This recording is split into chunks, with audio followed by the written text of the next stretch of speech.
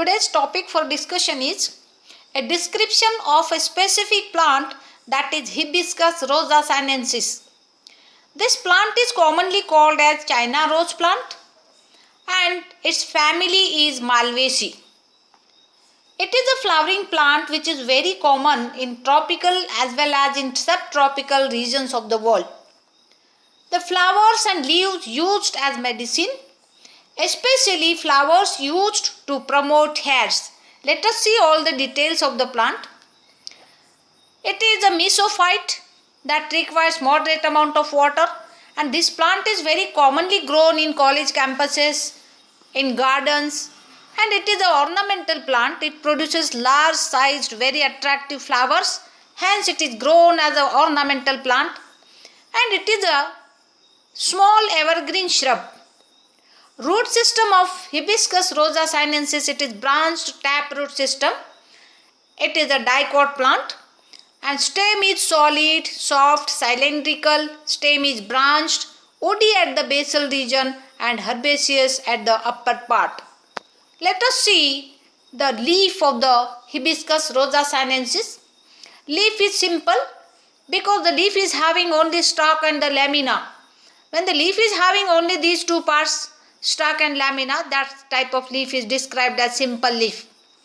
The stalk of the leaf is known as petiole. When the petiole is present in the leaf, then leaf is described as petiolate leaf. Shape of the leaf is ovate, color of the leaf is green, and venation is reticulate venation. It is a multicostate reticulate venation occurs in Rosa sinensis.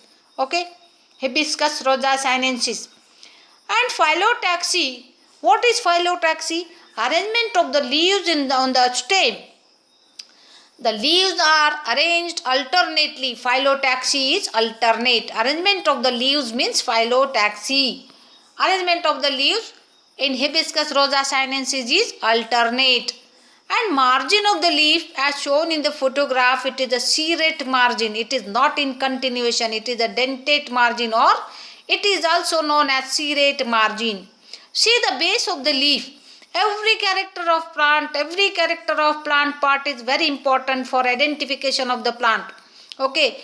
See the base of the leaf. Base of the leaf is round and apex of the leaf is acuminate. Acuminate, that means gradually it becomes pointed. Pointed apex is there in the leaf of Hibiscus rosa sinensis. Okay.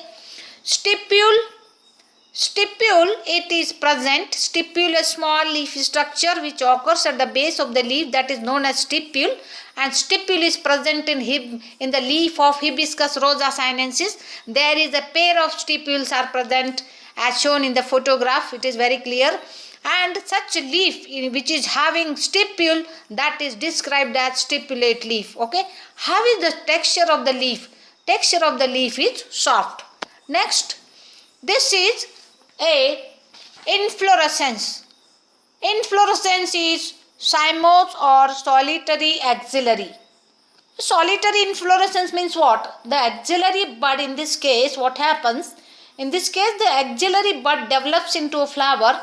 Hence, the growth of reproductive shoot is reduced. A single flower is produced at the end of each stem. This type of inflorescence is termed as solitary. Okay, next. This is a flower of Hibiscus rosa sinensis. Flower is very large, attractive, showy, red in color. It is a complete flower because it has androecium, gynoecium, calyx, corolla, all the parts are present. It is a complete flower and it has a stalk. Stalk is present to the flower. The stalk of the flower is known as pedicel. If the pedicel is present in the flower, in taxonomic language it is described as pedicellate flower. Okay.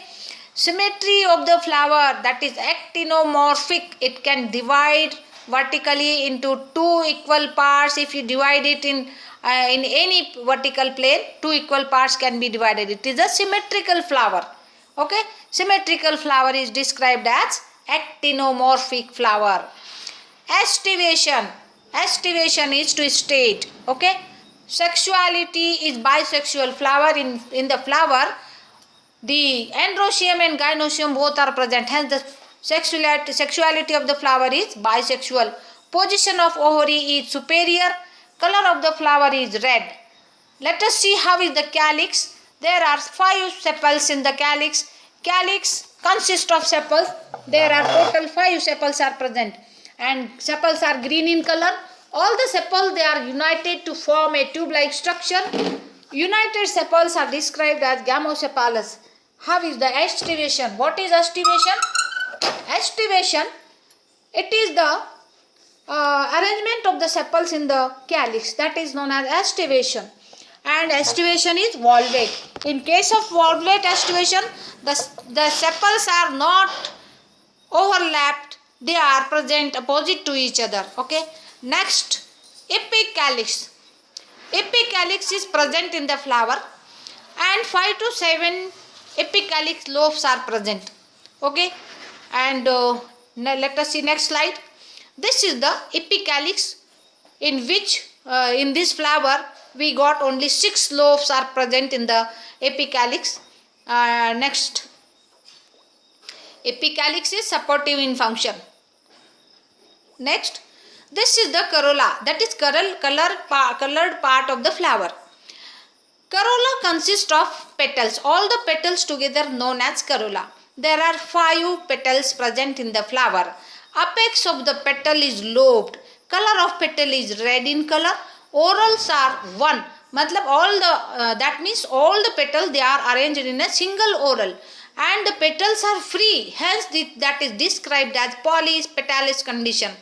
Aestivation means arrangement of the petals in the corolla. Aestivation is twisted aestivation is there. Next, let us see the androecium and gynoecium. Androecium, it is the male part of the flower, and gynoecium, it is the female part of the flower.